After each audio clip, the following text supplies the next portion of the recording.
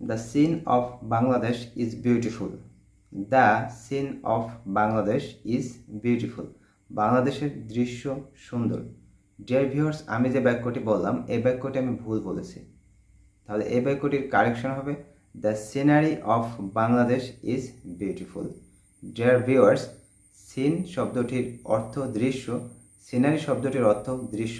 তাহলে প্রথম বাক্যটি আমাদের কেন ভুল হলো?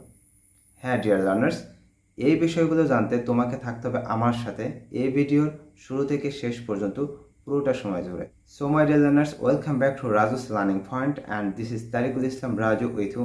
মাই ডিয়ার লার্নার্স, আমরা প্রতিনিয়ত ইংরেজি বলতে গেলে কমন কিছু ভুল করে থাকি এবং তারই ধারাবাহিকতায় কমন মিস্টেক্স ইন ইংলিশের আজকে হচ্ছে আমাদের প্রথম পর্ব। তাহলে চলো দেরি না করে শুরু করা যাক আমাদের আজকের ক্লাস।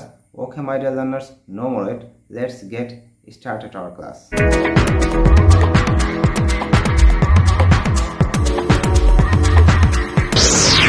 শুরুতে আমরা প্রথম যে বাক্যটি বলেছিলাম সেটা হচ্ছে the scene of Bangladesh is beautiful. এটা ছিল ইনকারেক্ট এবং এটার কারেক্ট যে বাক্যটি ছিল সেটা হচ্ছে the scenery of Bangladesh is beautiful. এবং বলা হয়েছিল যে সিন এবং সিনারি যেটার বাংলা অর্থ একই, তাহলে কেন প্রথম বাক্যটি আমাদের ভুল ছিল এটার ব্যাখ্যা স্ক্রিনের উপর দেখে নাও। একটি নির্দিষ্ট স্থান বোঝাতে সিন বসে। একটি নির্দিষ্ট স্থান বোঝাতে সিন বসে, কিন্তু একটি দেশের সামগ্রিক সৌন্দর্যকে বর্ণনা করতে সিনারি বসে। আবার বলছি, একটি নির্দিষ্ট স্থান বোঝাতে সিন বসে, কিন্তু একটি দেশের সামগ্রিক সৌন্দর্যকে বোঝাতে সিনারি বসে। এবং এই বাক্যটিতে বাংলাদেশের সামগ্রিক সৌন্দর্যের কথা বলা হয়েছে, এই জন্য এই বাক্যটিতে সিন ব্যবহার করা যাবে না। সিন ব্যবহার করলে ভুল হবে, সিনের পরিবর্তে এখানে ব্যবহার করতে হবে সিনারি। তাহলে রং বাক্যটি হবে the scene of Bangladesh is beautiful এবং এটার কারেকশন হবে the scenery of Bangladesh is beautiful. I am happy to you. I am happy to you এই বাক্যটি একটি ভুল বাক্য। এটার কারেকশন হবে I am happy with you. I am happy to you এই বাক্যটি একটি ভুল বাক্য। এটার কারেকশন হবে I am happy with you. কারণ কি? ব্যাখ্যা স্ক্রিনের উপর দেখে নাও। Happy, satisfied, disgusted.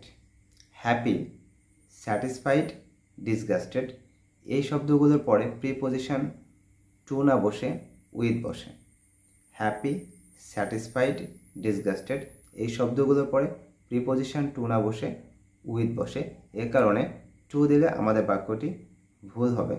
এজন্যই I am happy to you এই বাক্যটি ইনকারেক্ট ছিল। তাহলে কারেক্ট বাক্যটি হবে I am happy with you. Give this mangoes among two girls. Dear viewers, এই বাক্যটি একটি ভুল বাক্য। এই বাক্যটির কারেকশন হবে give this mangoes between two girls. ব্যাখ্যা স্ক্রিনের উপর দেখে নাও।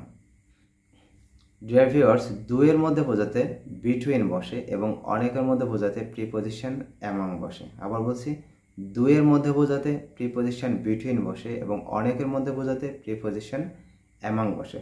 তাহলে এখানে বাক্যটি ছিল give this mangoes among two girls. বালিকার মধ্যে আমগুলো ভাগ করে দাও। এখানে বালিকা আছে দুইজন, সুতরাং দুইজনের মধ্যে বোঝালে বিটুইন হবে এবং অনেকের মধ্যে বোঝালে অ্যামাং হবে।